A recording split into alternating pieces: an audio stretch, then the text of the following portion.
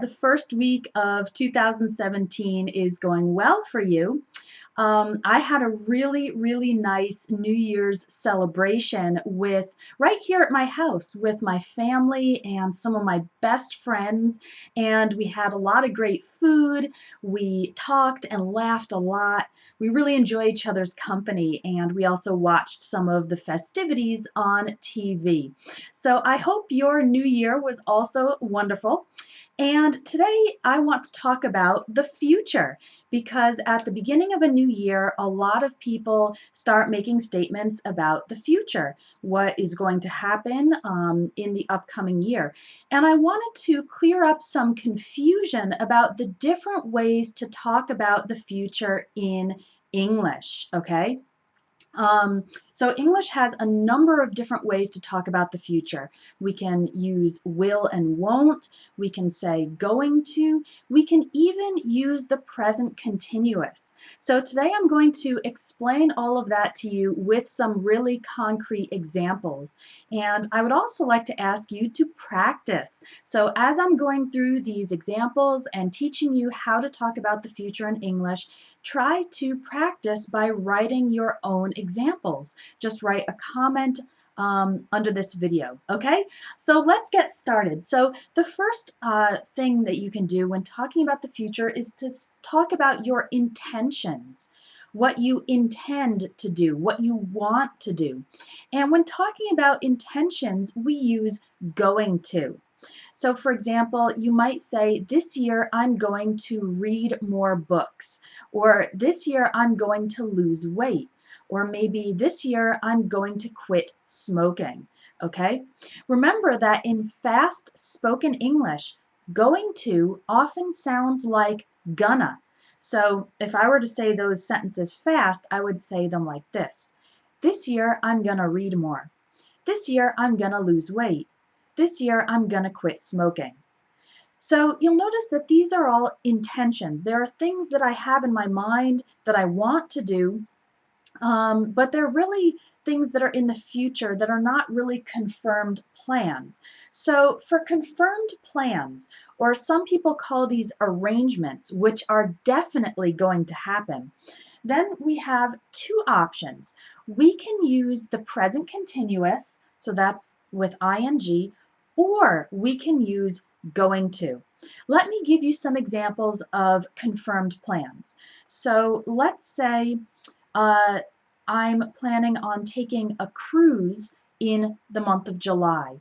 And I've already bought the tickets and I've already put it on my calendar, so it's definitely going to happen.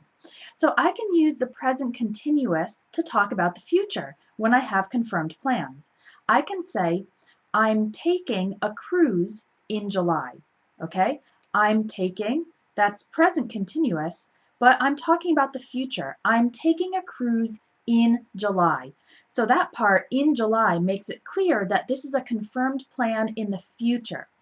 When talking about confirmed plans using the present continuous, we usually add that future date, say in July, because if I just say I'm taking a cruise, then maybe it sounds like I'm taking a cruise right now, right? Because that's how we usually use the present continuous. But in this case, talking about confirmed plans in the future, we say I'm taking a cruise in July. Or for a confirmed plan that's maybe closer to the present, we can say, I'm seeing a show in New York next week. So again, this is confirmed. I'm definitely going. I have it on my calendar. I probably have the tickets already, and I use the present continuous for talking about the future. I'm seeing a show in New York next week. Now, we can also use going to for confirmed plans, okay? So it's also possible to say, I'm going to take a cruise in July, or I'm gonna take a cruise in July, or I'm going to see a show in New York next week, or I'm gonna see a show in New York next week, okay? So both of these, the present continuous with ing and going to, both of them are perfectly correct for talking about confirmed plans. Okay? Are you practicing yet? I'd like you to write in the comments one intention you have for this year, like I'm going to study English more in 2017. And then one confirmed plan you have, like I'm seeing a show next week. Try to use the present continuous for talking about the future. All right, so remember, always put what you're learning into practice as soon as possible. So let's try to do that in this video. The next way to talk about the future is by making predictions, okay? So predictions are just imaginings about the future. You are thinking about how you imagine the future will be. So these have to do more with you, more with your intentions and your plans. Predictions are a little more general. And at the beginning of the year, you'll see a lot of predictions in newspapers. For example, this year the economy will grow or the economy won't grow. So for predictions, we often use will and won't. Will being the positive form and won't is short for will not. That's the negative form. The economy will grow this year. The economy won't grow this year. The new president will do this. The new president won't do that. Okay? And we can also use going to for predictions. So it's perfectly correct to say the economy is going to grow this year, or the economy is not going to grow this year. The new president is going to pass a new law, or the new president is not going to pass a new law. Okay? Some people say that going to has more certainty than will and won't. I don't know, maybe. I don't think that's really the case. I think you can use both of these equally for predictions, and you can quantify the amount of certainty by using words like definitely. The economy will definitely grow this year, or the economy definitely won't grow this year, okay? Or the economy is definitely going to grow. The economy is definitely not going to grow. Okay, so I would use a word like definitely to emphasize it if you are very certain that your prediction will come true. Or you can use a word like probably to show that it's likely, but it's not completely certain. All right. And if you're a little more uncertain, then you can use the word maybe, right?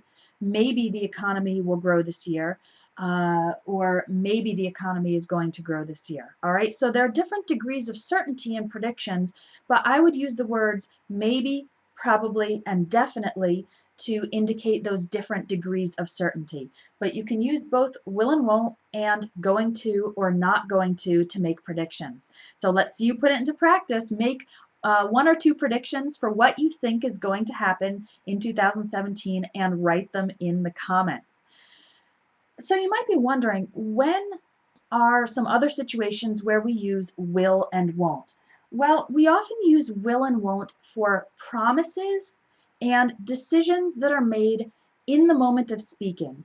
So an example of a promise would be, let's say I have children and my children really want to go to Disney World. I might say, I'll take you to Disney World this year. Okay, that's a promise. I'll take you to Disney World this year. Or I don't know, maybe your boyfriend or girlfriend is complaining that you're working too much, so maybe you make a promise with won't. I won't work so much this year. Okay, again, that's a promise. You could also phrase that as an intention. You could also say, I'm not going to work so much this year. That would also be okay. So you can see that there is some overlap between these categories. Sometimes more than one option is correct. Let's talk about decisions you make in the moment, okay? So an example of a decision in the moment would be, let's say your friend says, hey, I have tickets to this really great concert, and it's going to be so much fun, and you get interested in going to the concert too. So in that conversation, you say, oh, I'll buy some tickets too. All right, you weren't planning on it before, or you weren't thinking about going to the concert before, but when your friend mentioned it, then you decided in that moment that you want to buy tickets too. So in that case, we usually use will and won't. I'll buy some tickets too, okay, for communicating decisions that you make in the moment. So I hope this lesson has helped you understand better how to talk about the future in English, the different ways we have of talking about the future in English. Remember to practice by writing some comments.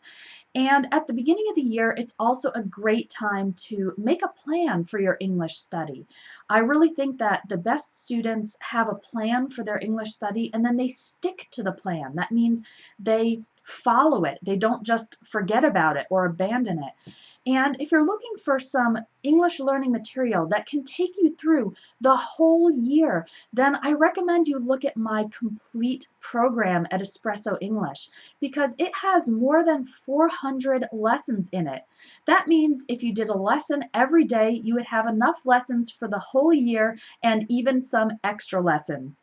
The courses and ebooks inside the complete program cover a lot of different areas. So there's business English, there's speaking, listening, pronunciation, grammar, vocabulary, confusing words. You'll really cover all the different areas of the language, and that's also really important for you to become a well-rounded English speaker. That means someone who is good at all the different areas of English, right? Because you don't just want to be good at listening but bad at speaking, or good at grammar but you don't have much vocabulary. You really want to get all of the areas of the language. That's what makes a fluent English speaker.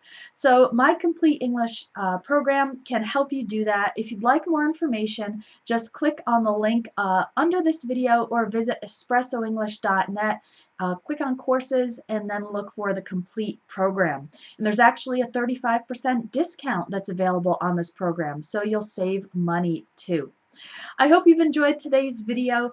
Thank you so much for watching, and I hope to teach you a lot more English in 2017. Bye for now.